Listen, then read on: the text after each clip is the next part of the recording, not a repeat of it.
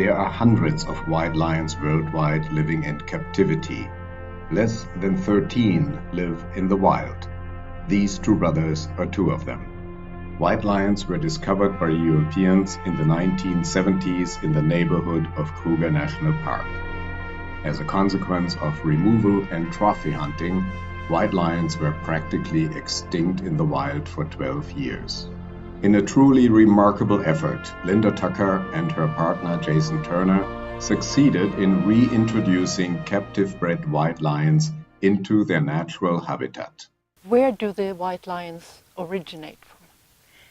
The question of where the white lions originate is a fascinating one because they have only occurred in this region here, which is called Tsimba Vati. Tsimba Vati means Simba, lion, Vati, to come from the stars. Beautiful name. And in indigenous belief, it's true, it's not just legendary. Now, Tsimba Vati is in the middle of the Kruger Canyon's biosphere, which is a UNESCO declared ecosystem.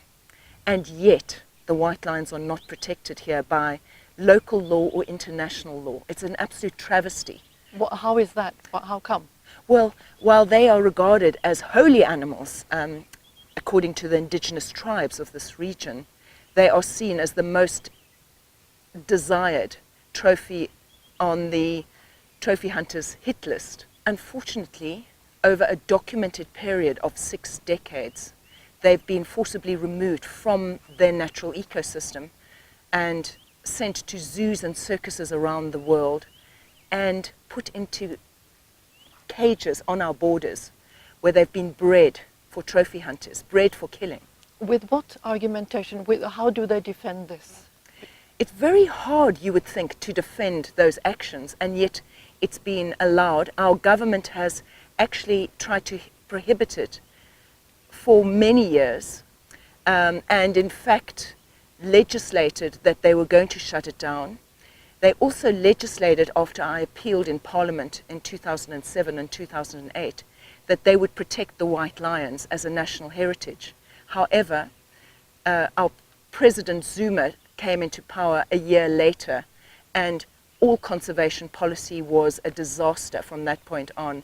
He was finally deposed earlier this year, and only now can we pick up the pieces, which I'm doing with my organization and other allied organizations that are uniting with our efforts to have a moratorium imposed on trophy hunting in this region and have the captive breeding of lions shut down as well. It's called canned lion hunting. Some call it the blood lions industry. Whatever name you give it, I actually call it the cuddle to kill industry, because cubs are bred and then handled by visitors who pay to handle them, and then they're later shot or starved to death in this lion bone industry that was legalized by CITES. We are aiming through every effort, in our power, to have that reversed when CITES next meets in 2019. You say that the white lions are nature's own concept. It's not anything that man has conceived. So can any lion produce white lions? White lions are unique to this region, so the genetics is fascinating because some of the golden lions, not all of the golden lions in this region, are carrying the secret code, what is called the genetic marker of white lions. So it became clear to us that in order to have them protected, we needed to find that genetic code, which is essentially like finding a needle in a haystack. But my partner, who's a lion ecologist, Jason Turner, made it his mission to track and trace the genetic code. It took 7 years and collaborative efforts of genetic labs around the globe, and finally it was discovered. So how that genetic marker works is through Mendel's law of inheritance, which is essentially the same way that blue eyes in humans work. Okay. And what is your ultimate aim for your organization? What do you want to achieve? What is the ultimate goal? the ultimate aim for our organization is naturally to extend this protected area that we've purchased into the greater ecosystem. So right here now where we are is the middle of this vast ecosystem. Kruger is out that way, the canyons is out that way, so east, west, and in the epicenter is the site where the white lions were born naturally. This is their natural homelands, and the way that things would work if they were restored to the ecosystem where originally, or where repeatedly they've been removed by human intervention, the way things would work is that they would establish themselves and be part of the biodiversity of the region, as well as being the capstone species, which restores order through a process known as trophic cascading to all the other trophic levels, all the other food levels of the food chain. There was a remarkable event when you introduced a male white lion here who had been living in captivity for many years, and he came here, and what science was saying is that first of all they're white, so they're not hiding well in the grass. I don't think we can support that theory when we look at the lions here.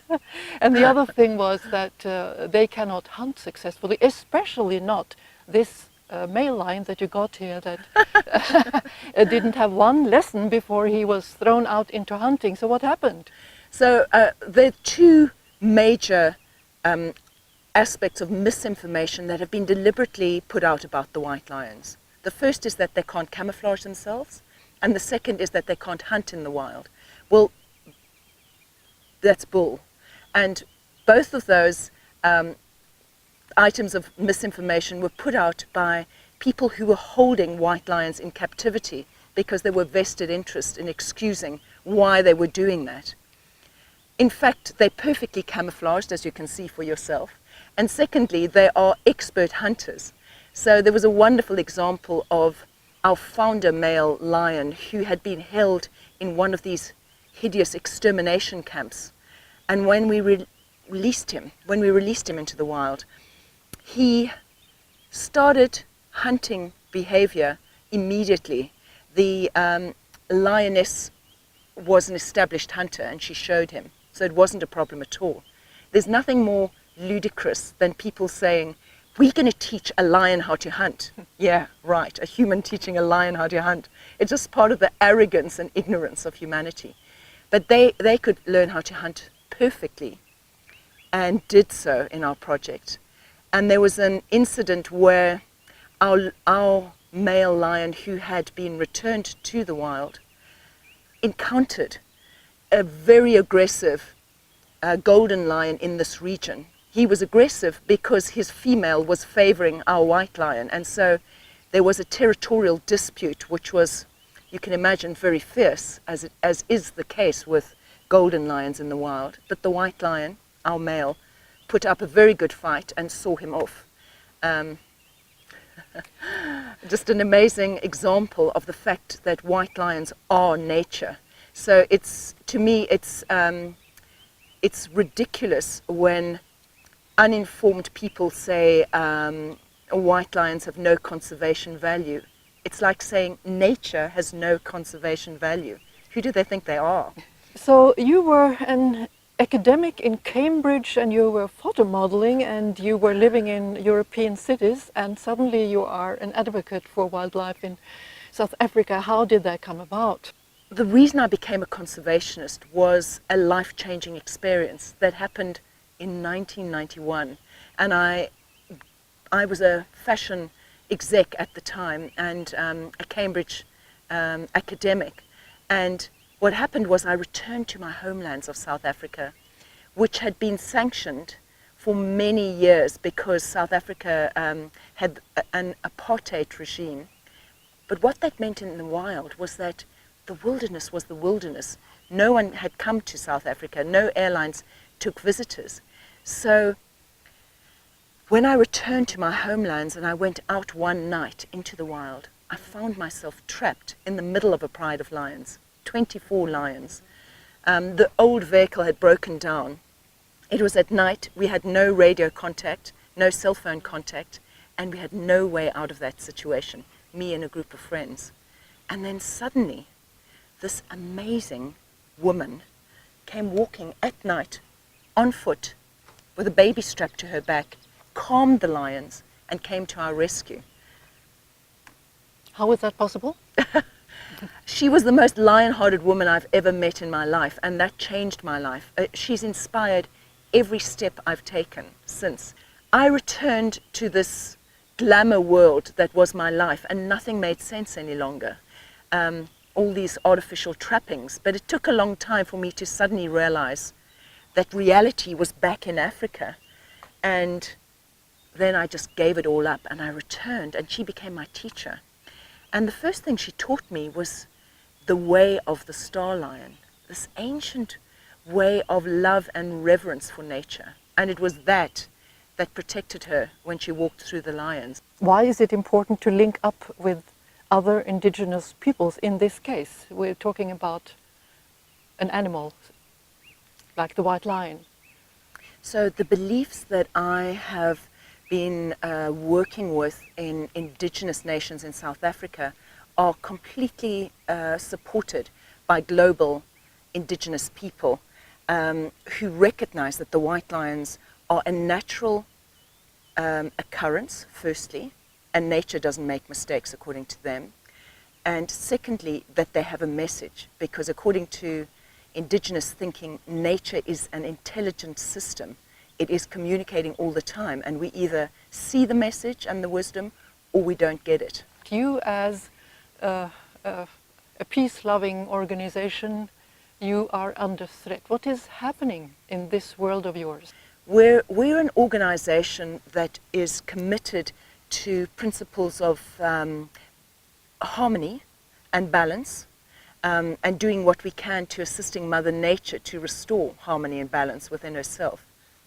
So within ecosystems and within human systems around us, we are a community-based conservation group and spend as much time with our communities as we do with conservation. But we are under threat because the model that we offer and that we are establishing here is a shift in paradigm from the patriarchal model of supremacy over nature. We believe, in accordance with indigenous knowledge systems, that we are here to serve nature. To me, it is utter desecration that this whole killing industry has based itself on handling of lions, walking with lions who are loving, trusting animals, and then killing them. It is, honestly, it's like these people have created hell on earth. And when I live in nature, this is Eden.